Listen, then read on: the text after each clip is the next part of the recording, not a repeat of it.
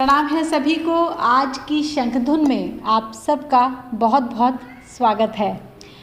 दक्षिणीय तत्वगुरु जी की ब्लेसिंग से, गुरु शुक्राचार्य अश्विनी जी की गाइडेंस में और कृष्णीष्ट भगवान के दरबार से ये प्रसारण हर रोज़ हम करते हैं। पहले मैं मणि देवकी के नाम से जानी जाती थी, अब मुझे अनुर्जा ताई की उपाधि दी गई है क्लाइमेट मैन अश्विनी जी के द्वारा, जो कि ये रिफ्लेक्ट करती है ये उपाधि कि ऊर्जा महिलाओं के अंदर कैसे जागृत हो सकती है, निष्ठा योग ऊर्जा, जिसके द्वारा वे अपने करियर, अपने परिवार, अगली पीढ़ी और सबसे इम्पॉर्टेंट अपने स्वास्थ्य का भरपूर ध्यान रख सकती हैं, राष्ट्र उन्नति में सहयोग कर सकती हैं। इसी के बारे में मैं बातचीत करती रही हूँ। गायनी नेचुरोपैथ निधि अग्रवाल के नाम से मैं जानी जाती हूँ और मैंने एमटेक किया है आईटी में। इसके अलावा मैं कई सामाजिक संस्थाओं से जुड़कर कार्य कर रही हूँ। महिलाओं की स्थिति समाज में सुधर सके, बेहतर हो सके, वे अपनी शक्ति को पहचान कर उसे यूटिलाइज कर पाएँ, इसी मुहिम को आगे बढ़ा रही हूँ। कृष्णीष्ट दरबार से पिछले 5 सालों से जुड़ी हुई हूँ। तो आइए आज की शंखधुन हम शुक ज्ञानिता गाकर शुरू करेंगे। मेरे साथ बोल बोल कर इस पोयम को गाइए। बात जब हम करते हैं फीमेल की, महिलाओं की, तो नेचुरली हम ये बात समझते हैं कि हर महिला एक घर चाहती है। वो चाहती है कि उसका एक सुंदर सुखी परिवार हो। किसी न किसी परिवार का तो वो हिस्सा है ही, माता पिता भाई बहन परिवार में होते ही हैं। लेकिन फिर स्त्री चाहती है अपना एक घर बसाना, विवाह करती है, बच्चे होते हैं, और लेकिन साथ साथ उसके स्वास्थ्य कमज़ोर होने लगता है। उम्र का असर बहुत तेज़ी से महिलाओं पर दिखने लगता है और हम इसको एक प्रकृति की साइकिल मानकर स्वीकार कर लेते हैं कि ठीक है, अब इस उम्र में ये तो होगा ही। लेकिन एक बात हमेशा से ही, एक प्रश्न मुझे डिस्टर्ब करता रहा है कि क्या प्रकृति ने फीमेल को, महिला को सिर्फ कष्ट झेलने के लिए ही बनाया है? महिलाओं का ये क्या प्राकृतिक डिज़ाइन इस तरह का है कि वे सिर्फ झेलती रहें?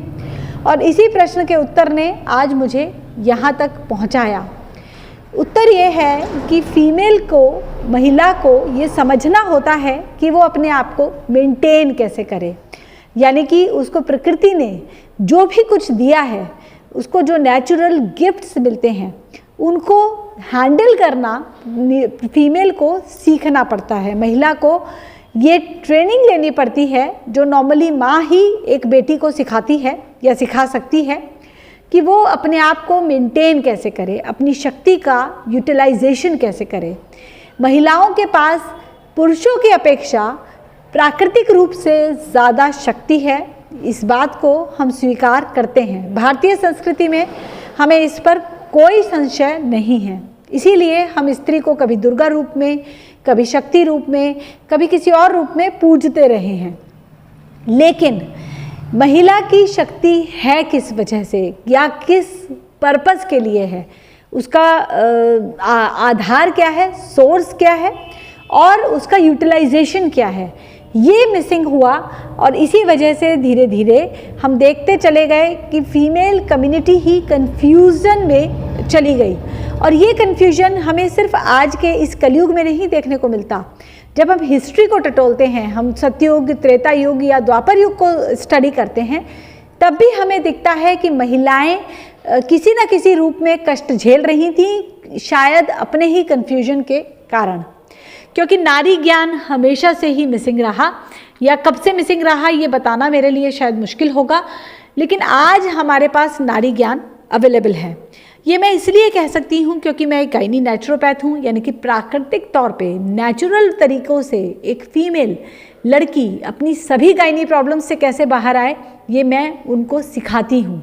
और मेरे पास 100% रिजल्ट्स हैं ये प्रूव करने के लिए कि हाँ, किसी भी उम्र की महिला अपनी शक्ति को, अपनी एनर्जी को, अपनी स्ट्रेंथ को, अपने कॉन्फिडेंस को, अपने यूथ को रिकवर कर सकती है। अब नारी ज्ञान क्या है? नारी ज्ञान में सबसे पहले हमें ये बात समझनी होगी कि 5 सेंसेस के अलावा जो 5 बेसिक सेंसेस हम सबके पास होती हैं, जिनके बारे में हम स्कूलों में पहली दूसरी क्लास में पढ़ते हैं, इसके अलावा फीमेल के पास, हर एक फीमेल के पास जन्म से ही एक छठी इंद्री, 6th सेंस होती है। इसीलिए घर में यदि कोई बेटी है तो आप पाएंगे कि उसको बातें ज़्यादा समझ में आती हैं, उसको खाने का स्वाद हो या सामने वाले की इंटेंशन हो, वो बहुत जल्दी समझती है। आमतौर पे माएँ इस अंतर को क्लियरली देखती हैं कि उनकी बेटी की इम्यूनिटी, शारीरिक रोगों से, प्रदूषण से लड़ने की क्षमता बेटों के अपेक्षा कहीं ज़्यादा है। ये प्राकृतिक रूप से महिलाओं को मिलता है क्योंकि उनको ही प्रकृति ने अगली पीढ़ी की जिम्मेदारी दी है, तो इसलिए उन्हें प्राकृतिक तौर पे बहुत कुछ ऐसा मिलता है जैसे कि एक छठी इंद्री।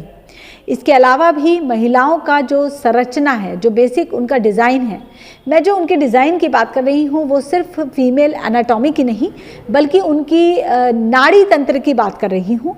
तो जो महिलाओं का नाड़ी तंत्र है वो इस तरह से डिज़ाइन किया गया है कि उनके बॉडी का हर एक वेस्ट, हर तरह का प्रदूषण फिजिकल फॉर्म में निकल सकता है बाहर, यानी कि उनका जो मेंटल स्ट्रेस है या किसी वजह से वो किसी भी गलत विचार की वजह से डिस्टर्ब्ड है या किसी दूसरे की जेलसी भी उनको डिस्टर्ब कर रही है, उनको परेशान कर रही है, तो वो चाहें यदि वे हेल्दी हैं तो प्राकृतिक तौर पर ही वो वेस्ट, वो कूड़ा उनके शरीर से बाहर आ जाएगा, वो प्रदूषण, और वो अब फिर से अपने आप को रिजुविनेट, डिटॉक्सिफाई कर सकती हैं। ये एक प्राकृतिक प्रक्रिया है जिसको हमने शायद समझा नहीं या इसको हम मेंटेन नहीं कर पाए, जिस वजह से आज स्थिति ये है कि टीनेजर यानी कि जो किशोरी अभी 12, 13, 14, 15 वर्ष की है वो भी बीमारियों से ग्रसित है। पीसीओडी, जिसको हम आमतौर पे एक बहुत ही आम समस्या मानते हैं, लाइफस्टाइल डिसऑर्डर के रूप में देखते हैं, खान पान से जुड़ी हुई समस्या के रूप में देखते हैं, ये एक महामारी के रूप में पूरी ग्लोबल कम्युनिटी को इफेक्ट कर रही है। यहाँ पे चाहे वो डेवलप्ड कंट्रीज़ हो, अंडर डेवलप्ड कंट्रीज़ हो या भारत जैसे डेवलपिंग नेशंस हों, हर एक देश में ये एक महामारी के रूप में उभर कर सामने आ रहा है कि पीसीओडी 14, 15, 16 वर्ष की लड़कियों को इस हद तक डिस्टर्ब कर रहा है कि हमारे पास इसका कोई उत्तर नहीं। तो हम महिला सशक्तिकरण के प्रोग्राम्स तो चला रहे हैं, विमेन एजुकेशन के लिए काम कर रहे हैं, महिलाओं की स्थिति समाज में सुधरे इसके लिए नए नए रूल्स, नए नए सेमिनार्स ऑर्गेनाइज कर रहे हैं, लेकिन हम पीसीओडी जैसे सब्जेक्ट पे बात करने के लिए तैयार नहीं, क्योंकि हमारे पास इसके लिए कोई उत्तर नहीं। एक गांव में रहने वाली महिला, एक कामकाजी महिला, एक घरेलू महिला, एक स्कूल जाने वाली छात्रा या एक घर में किसी कोने में आदिवासी क्षेत्र की लड़की, जब हर एक वर्ग की महिला इस परेशानी को झेल रही है तो निश्चित है कि कहीं कुछ ना कुछ मिसिंग है, और वो मिसिंग रहा नारी ज्ञान। इसी नारी ज्ञान पर काम करना शुरू किया, शोध करना शुरू किया, इस पर टेक्नोलॉजीज़ बनानी शुरू की प्रोफेसर अश्विनी जी अग्रवाल ने, जिन्हें आज हम क्लाइमेट मैन अश्विनी जी जानते हैं, जो कि मेरे गुरु हैं। उन्होंने नारी ज्ञान एक्सपर्ट होने के बारे में जब समाज में बताना शुरू किया तो मैं एक आईटी इंजीनियर के तौर पर, एक माँ होकर, एक गृहिणी होकर अपनी स्थिति, अपने हेल्थ को इम्प्रूव करने के लिए उनके पास गई।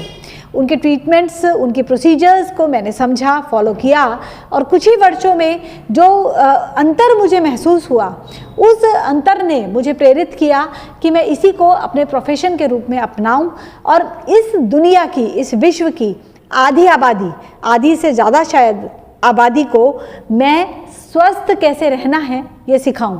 इसीलिए पिछले 10 वर्षों से मैं नेचुरोपैथी से जुड़ी हुई हूँ और आज मैं एक गायनी नेचुरोपैथ के तौर पर काम कर रही हूँ। तो जो सबसे पहली बात हमने समझी वो ये कि फीमेल का, महिलाओं का प्राकृतिक रूप से डिज़ाइन इस तरह का है कि वे सक्षम हैं, वे सशक्त हैं, लेकिन उन्हें अपने आप को मेंटेन रखना नहीं आता। जो कि माँ की जिम्मेदारी है कि वो बेटी को सिखाए। लेकिन समस्या ये है कि माँ को खुद नहीं पता।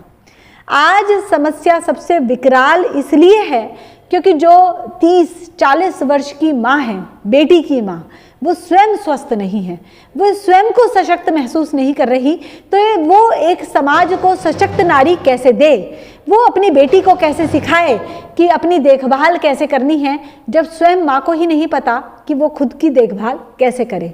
और इसीलिए अब कल हरियाणा दिवस 1 नवंबर 2022 से राष्ट्र निष्ठा जागरण अभियान के तहत ही इस अभियान को शुरू किया गया क्लाइमेट मैन अश्विनी जी के द्वारा कि करियर बनाओ बीवी पढ़ाओ, यानी कि यहाँ जिम्मेदारी अब पति को उठानी होगी। ये पति की जिम्मेदारी बनती है कि उनकी पत्नी का सेल्फ कॉन्फिडेंस रिकवर हो सके और इसके लिए अपनी पत्नी का करियर वो बनवाएं। अपनी पत्नी का करियर बनवाना सिर्फ पैसा कमाने के लिए नहीं है, ये सिर्फ इसलिए नहीं है कि उनका टाइम पास हो सके, ये इसलिए है कि वे समाज में अपनी स्थिति को सुरक्षित कर सकें, सशक्त कर सकें। और समाज के लिए जब वो कुछ कार्य करेंगी, निश्चित रूप से इससे आमदनी तो होगी ही, वो आमदनी पूरे परिवार को रोग मुक्त करेगी। और दूसरा, उनका सेल्फ कॉन्फिडेंस इंप्रूव होगा, वो राष्ट्र की विकास में सहयोग कर पाएंगी। और जब एक पत्नी को पति का साथ मिलेगा, तभी एक माँ होकर वो बेटी का करियर बनवा पाएगी, एक सशक्त नारी को कल्टीवेट कर पाएगी, डेवलप कर पाएगी। सिर्फ बच्चे को जन्म देना ही माँ के लिए काफ़ी नहीं होता, उन्हें गढ़ना होता है। उनकी पर्सनैलिटी को गढ़ने वाली माँ ही होती है, ये बात हम जानते हैं। लेकिन माँ की पर्सनैलिटी को गढ़ने वाला एक पति होता है, इस बात को भी हमें आज स्वीकार करना ही होगा। इसके साथ ही जेंडर कॉन्ट्रडिक्शन के सब्जेक्ट को अब समझना बेहद ज़रूरी है। जेंडर कॉन्ट्रडिक्शन का मतलब क्या है? जेंडर कॉन्ट्रडिक्शन का मतलब ये है कि हमारा मानसिक जेंडर क्या है। जैसे हम फिजिकल जेंडर को समझते हैं, ये एक स्त्री है, ये एक पुरुष है, या ये थर्ड जेंडर जो कि एक्चुअली एक डिफॉर्मेशन है, एक टिपिकल कंडीशन हम कह सकते हैं, वो है। तो 3 तरह के फिजिकल जेंडर्स के बारे में हम सुनते हैं, जबकि एक्चुअली फिजिकल जेंडर सिर्फ 2 होते हैं, मेल या फीमेल, स्त्री या पुरुष। इसी तरह से मन का जेंडर, शरीर का जेंडर हम जानते हैं, मन के जेंडर के बारे में हम बात नहीं कर पाते या नहीं करना चाहते, या हमें ऐसा लगता है कि ये तो किसी तरह की साइकोलॉजिकल डिसऑर्डर है। जबकि हर प्राणी का जन्म के साथ ही एक मानसिक जेंडर होता है। ये मानसिक जेंडर हमारा स्त्री भी हो सकता है, पुरुष भी हो सकता है और न्यूट्रल भी हो सकता है। तो यानी कि हमारा फिजिकल जेंडर के साथ साथ हमारा मानसिक जेंडर भी हमें पता होना बेहद ज़रूरी है, क्योंकि महिलाओं के करियर पर उनके जेंडर कॉन्ट्रडिक्शन का सीधा प्रभाव पड़ता है, बहुत ज़्यादा प्रभाव पड़ता है।